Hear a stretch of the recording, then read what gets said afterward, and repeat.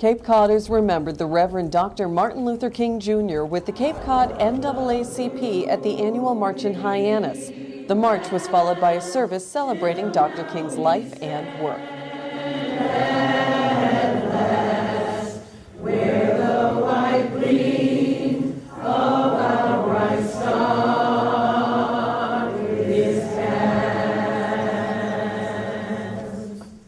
Year after year we come together to celebrate the life and contributions of Dr. Reverend Martin Luther King Jr. And it's a glorious time. Throughout the year though, and this is the important part that I wanted to say today, everybody does a little something to make it all work. Sometimes people don't know what the other people do. And we get into who did the most and who did the least. But whatever you do to make life for people better makes a community a better place to be.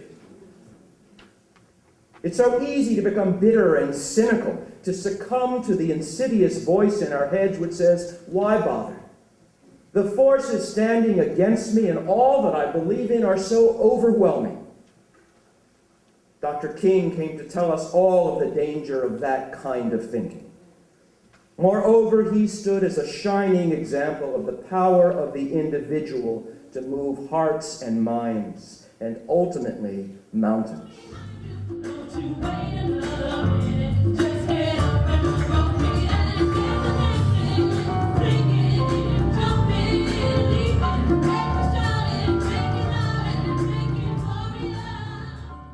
Martin told the story of a young girl who was walking with her mother in a demonstration when a policeman bent down and looked her in the face and said, "What do you want, little girl?" She responded, "Freedom." Martin said, she couldn't even pronounce the word, but no Gabriel trumpet could have sounded a truer note.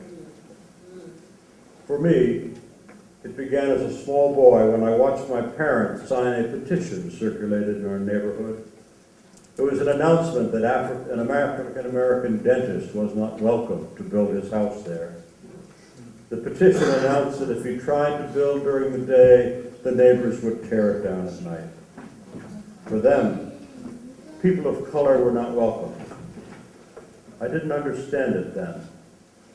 I don't understand it today. We give thanks today as we gather to celebrate for the life of Martin Luther King.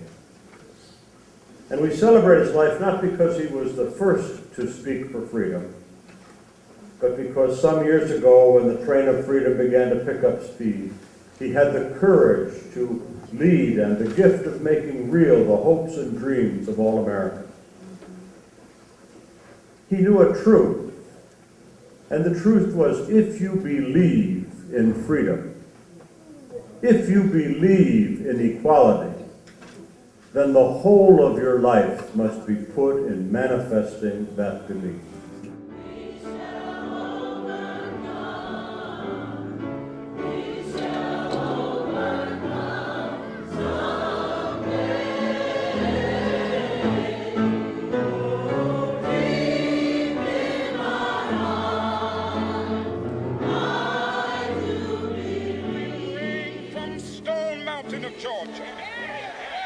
Let freedom ring from Lookout Mountain of Tennessee. Let freedom ring from every hill and molehill of Mississippi, from every mountainside. Let freedom ring, and when this happens, when we allow freedom ring, when we let it ring from every village and every hamlet, from every state and every city, we will be able to speed up that day when all of God's children, black men and white men, Jews and Gentiles, Protestants and Catholics, will be able to join hands and sing in the words of the old Negro spiritual, free at last, free at last. Thank God Almighty, we are free at last.